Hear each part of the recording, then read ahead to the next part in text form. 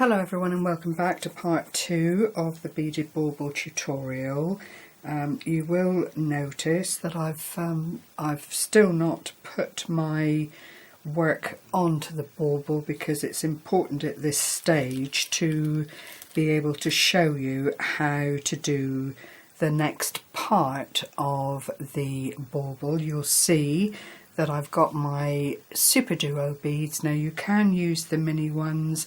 I've used the standard because I think it's a lovely size, and also because I've reduced the amount of rounds, these are rounds, in the work that I've done, I can afford to have the larger mini duo to make this next part of the bauble. So I'm desperately trying to keep it in shot here because this little bit is not complicated, but it does need to be watched and followed carefully. So what I've done is chosen a contrast Super Duo. You can do whatever colours that you personally like. You could have a rainbow effect, whatever you like. But when working with Super Duos, it's essential that you check. You'll see they've got 2 holes in them, and it's essential that you make sure that both of the holes are bored right through and you can see them clearly like this. Otherwise you'll go to continue with your work, find that you can't thread through one or the other of the holes, and it just spoils your time because you then either get into trying to rebore the hole, and there are tools that will allow you to do that, or at the very worst you will force the hole open and your Super Duo will split because they are glass and they're not as strong under duress that you might like them to be. So do check your Super Duo, each one, before you start to thread it onto your work. And we start off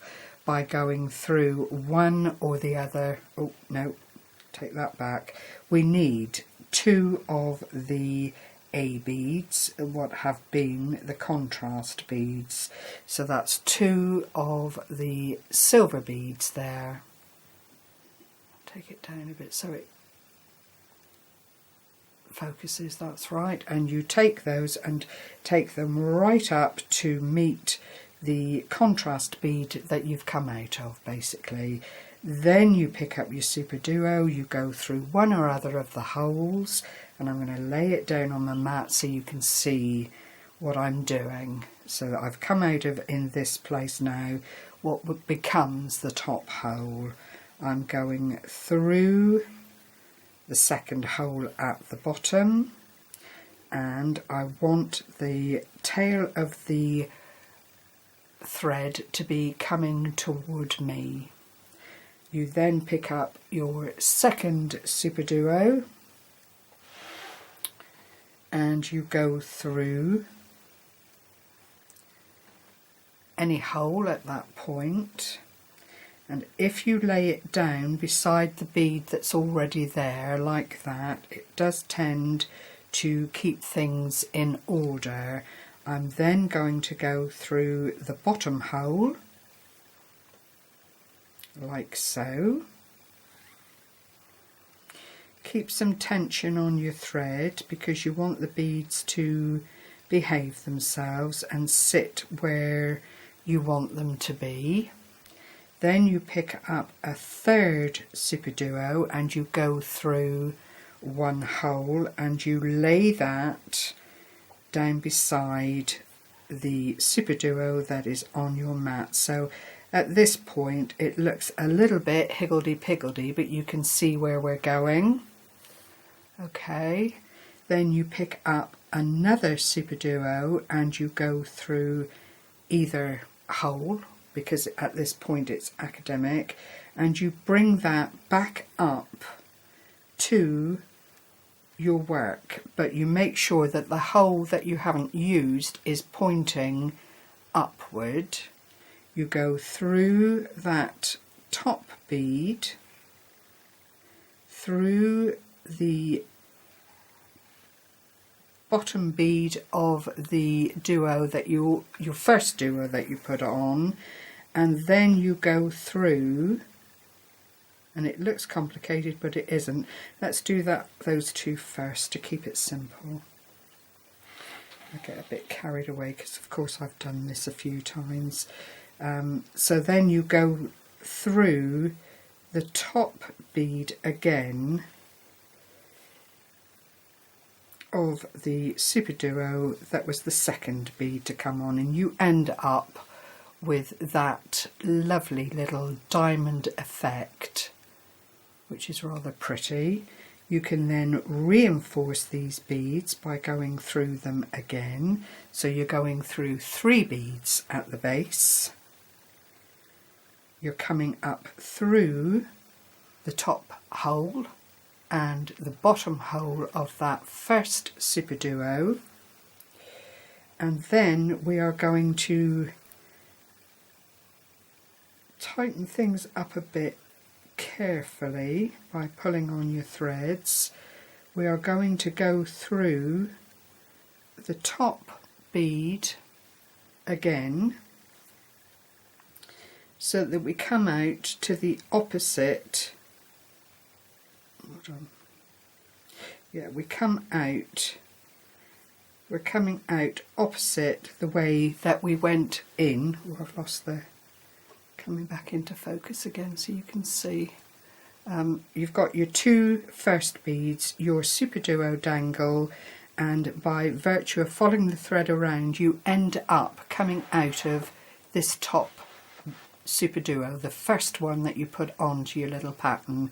You then pick up 2 more of your contrast beads, in my case it's the silver, and you go through the contrast bead in the loop in the opposite direction and follow your beads right the way up through to the next contrast bead in the hoop, like so.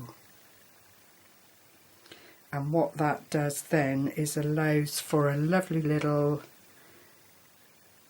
tiered drop on the hoop, which is really quite self-evident, but it is a nice little way to add that onto your beadwork, and because you're passing up through to the next contrast bead, it anchors it down really well, so you don't have to worry about it coming undone or anything like that.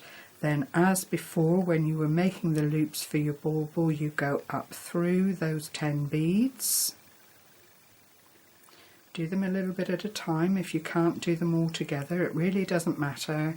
And you come out on the other side of that contrast bead again, ready to start the next little drop, which I'll do with you because it is something easier to do placing your work on the mat rather than on the actual bauble.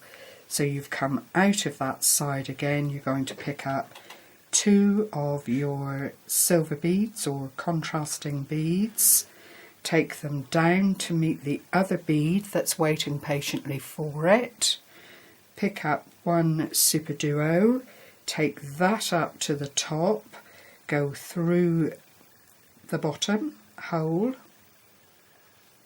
like so. You might find that you are turning your super duo from one side to the other, but that is not a problem. Just do it so that the thread is exiting to you at this point. Pick up another of the super duo, go through a hole, line it up with the super duo that's already in place, go through the bottom hole like so. So you've got those nicely snuggled together as before, and there's the start of your dangle. Pick up a 3rd super duo, and you're only using 1 hole on this one, and you're going to put that in front of that bead.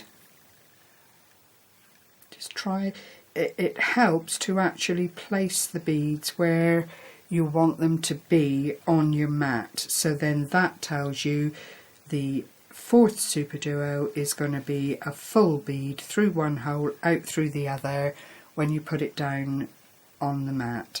So I'm going through one bead there, bringing it down to my work, making sure that the empty hole is pointing up toward the main body of the work.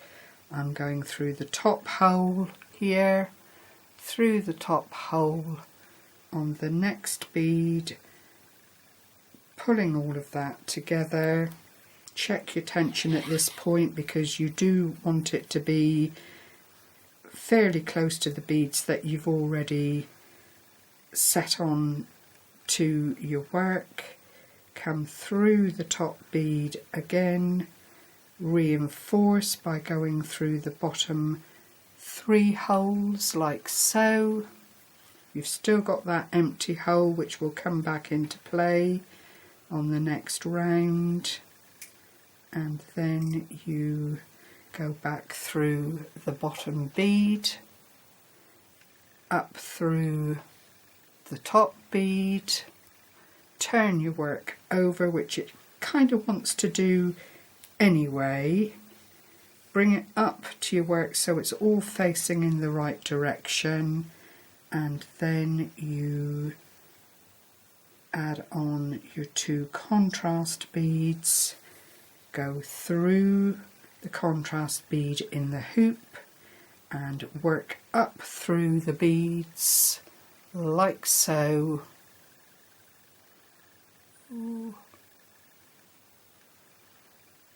And come out of the contrast bead at the base of the next hoop. Do try and ensure that you've got all of your beads safely on that needle, because if you don't, you end up with a loop, and that affects the tension and stops the bauble looking properly finished. You then take your needle up to the next contrast bead.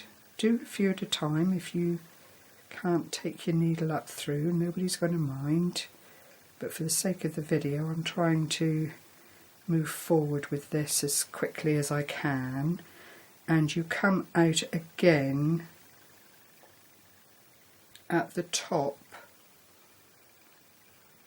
and on the outer edge of that bead, and you do that all the way around the bauble, so you actually end up with, if I zoom out a little bit, oops, sorry, if I zoom out a little bit, you end up with 1, 2, 3, 4, 5, 6, 7 of these dangles, and that then is that row complete. So I will stop there, I think, and continue off camera and get those 2 done, and come back again to show you where we go next. I just hope I've done it enough times for you to see where you need to go each time, but you are in a position to be able to stop and rewind and pick it up again. So see you again in a little while, and we'll go on to part 3. Thank you very much. Take care everyone. Bye bye for now.